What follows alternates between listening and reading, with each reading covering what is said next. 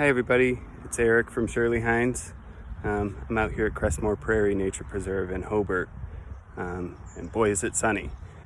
So I put on all my protective gear, got my sun hat, got my sunglasses, my face mask, got my book bag with field guides and water in it, and I'm wearing my fancy, very affordable tick gaiters on my sturdy shoes. This is totally casual. I don't really have any intention when I'm coming out to teach you anything particular about plants or anything. Just trying to show some highlights and share a little nature in your home with you. But I can imagine here at Cressmoor in mid-July, there's going to be quite a few plants to look at. So I've walked into the preserve about 10 feet. There's a parking lot and signs right over there. And the first thing I see is a bunch of Rattlesnake Master just coming into bloom, it seems. Rattlesnake Master is such a crazy unique plant. Looks like a yucca plant. It's got very sharp pointy leaves and these just amazing flowers. Some of them are just being about to bloom. Maybe we'll find some down the trail that are full bloom. And then some native quinine in the prairie here too. I also see some compass plants sticking up over everything else. They're really tall, amazing plants. But I also wanted to point out, we've done a lot of work out here. If you've come out in the last couple of years, one of the things you'll notice is areas that were covered in brush have been totally opened up, and we're trying to get it back to a prairie. That helps give a lot of things a lot more spaces to live and breathe, and just really proliferate some biodiversity out here. So it's what a prairie should be. There's always shrubby areas and things like that, but this was dominated by some pretty aggressive shrub species. So very proud of all this work that our staff did. Very grateful for Sustain Our Great Lakes funding, and I'm very grateful as well for all the volunteers that have spent countless winter hours out here helping us cut brush. So the thing is, I can't even walk a few feet out here without finding a lot of diversity. So there's some more of that quinine, and I don't know how well you can see that really big leaf there. The plant hasn't quite flowered yet, but that is Prairie Dock. It's related to the compass plant we were looking at just a minute ago. And out here I just saw what I believe to be Michigan lilies. It's really quite an amazing find, a rare plant indeed. There's a lot of Monarda out there. Right here is dogbane. Dogbane has, just like milkweed, it's often mistaken for milk, the white sticky milky sap, just like milkweed has in it. And that's often, when they're babies, people often think it's milkweeds coming up. Just as much of a great plant, has some really great flowers on it, an amazing nectar source, and these are the cool little seed pods. They look like little beans coming off of it. And I believe it used to be used as like a fiber, so woven into rope and things like that.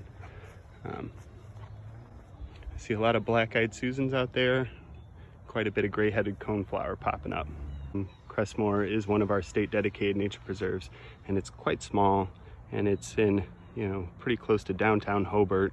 And everywhere you look, you can see some apartment buildings and such.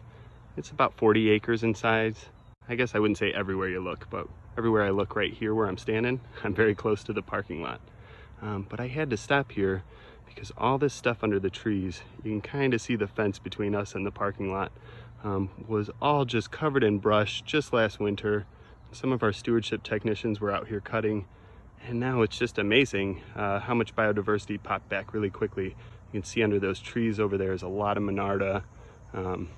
I can see a lot of the Rattlesnake Master. There's Liatris and Solidago, and black-eyed Susans coming up. Just a lot of great stuff. And what a wonderful thing to see how quickly it responds after just opening up some of that brush. The sign by the entrance of the apartment building parking lot that says the Keith Board Nature Trail. Keith Board was a local botanist that was very instrumental in discovering Cressmoor Prairie. Keith had seen some of these silphium plants popping up and said, there's got to be a prairie under there.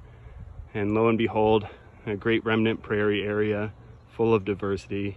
Took some years of restoration to get it the way it looks now, but we're very appreciative to Keith for that and for many, many other things that he did for helping out Shirley Hines.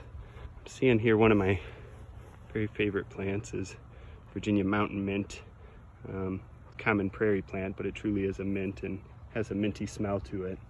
And then I believe that this is a purple milkweed. We have quite a few different species of milkweed out here. Here's a little area where we had done some restoration, and I don't know if you can see this pink flower out here, but it's Queen of the Prairie. So a lot of people use that in their garden plantings, but it's very rare to see it out in nature, especially in Lake County. It's only known to be in a couple of places. So that came back after doing some restoration. We're very proud of that. And there's a little debate as to whether it wasn't something that's been planted here years ago by some of the many botanists and folks that volunteers and things that had worked on the prairie restoration. But I'm a strong believer in that. It's just something that has been here in this remnant prairie, and a little restoration and room to grow really made it better. So when you're in this area, sort of coming up on the big stand of oaks here, we have a little oak grove right in the middle of the trail, and it's a great spot to rest and relax in some shade, because there's not a lot of shade in prairies. But when I'm walking through this area, this is really almost a wetland. It's a very mesic prairie area, so everything looks a little different, and you do see a lot more shrubbery, a lot more sedges on the path and things like that. Most of the time in the spring, this would be where it's quite wet and muddy, so be careful if you're coming early on in the season. So I just went through the Oak Grove Trail, and I sort of went to where the trail splits, and I'm reaching the loop portion of the trail now. And this is just really a great place of amazing diversity. I had mentioned before we were walking through the mesic prairie. This has some patches of mesic, but a lot of it's more of a dry prairie out here. So I'm seeing some gray-headed coneflower here. These little yellow flowers out here are rosin weed. Oh yeah, so here is some of the butterfly weed growing. Like I mentioned, there's a few different species of Asclepias out here. There's some Rudbeckia and some Monarda all mixed in with it. But what a great, amazing, very showy plant. I see quite a bit of white sweet clover. That's a pretty aggressive, invasive biannual plant. So you kind of manage it by pulling it, and if you pull it enough, you either get rid of it or you at least keep it in check from sort of dominating.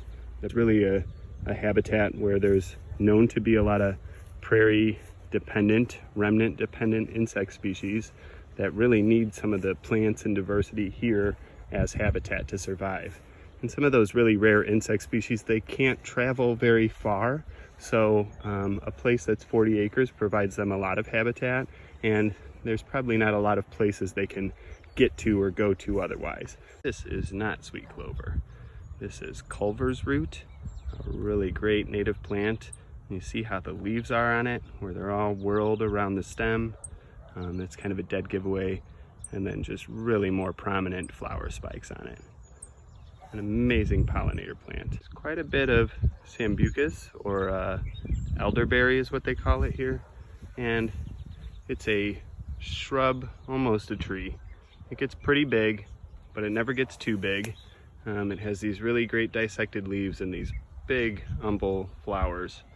And the flowers provide an awesome source of nectar for bees and pollinators. And then come later in the season, it provides a lot of berries and a lot of food for the birds. And I can hear quite a bit of goldfinches out here and a catbird yelling at me over there in the shrubs. So this shrubby area provides a lot of habitat for some additional wildlife as well.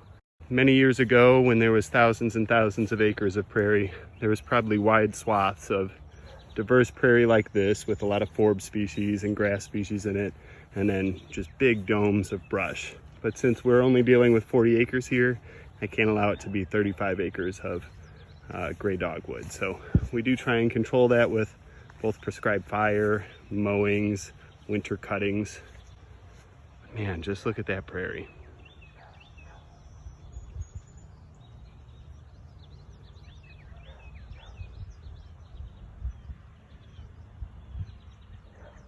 I came up on one of the prairie docks, and this thing's probably close to 8 foot tall. It's just a really great plant. But I was reminded, I was giving a hike once, and one of the people on the hike actually had showed me this. I did not know this before. But plants breathe, right? And they breathe in CO2 and they breathe out oxygen. And when it's really hot out, they don't breathe so much because they're trying to conserve some of their water. But kind of later in the afternoon or early in the morning, they're really breathing. And these are the big leaves of the prairie dock. And they have such big leaves and they have these really big veins on them.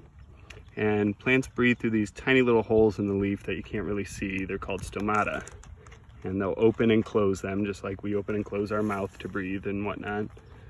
But if you put your hands on either side of the leaf, kind of really close, you can almost feel the cool air that comes off of the leaf from breathing, because these plants have really big stomatas. So it's enough leaf surface for you to kind of feel it. But it's just a slight temperature change you can feel from the plant itself breathing. It's because the water down in the roots is nice and cool, and the air and the water is all mixing up in the plant. So it provides a little bit of cool air off of the leaf. And what a really cool little science thing to show children and explain how plants also breathe just like us. So if you're out walking the trail loop at Cressmoor, every once in a while you come across these little hills that go up and down. And it seems kind of strange to find that out in a prairie. And the reason for that is before Cressmoor was preserved for being a nature preserve, it was used a lot for dirt bikes. And oftentimes where you see a hill, you look over somewhere else and you see a hole. So what happened was they were out here probably with like a bobcat or something and making little jumps to make the dirt bike trail all that much more interesting. So for many years when the property was first preserved, the former stewardship directors and such were always having to chase off ATVs and dirt bikes from here. It's become a little less of a problem now, but certainly as people have been home more now, that's always a problem we deal with out on the nature preserves, not just at Cressmoor, but all sorts of them. I'm noticing, I was a little distracted as a monarch was flying at me, but there's quite a few of them out there. I don't know that it shows on the video so well.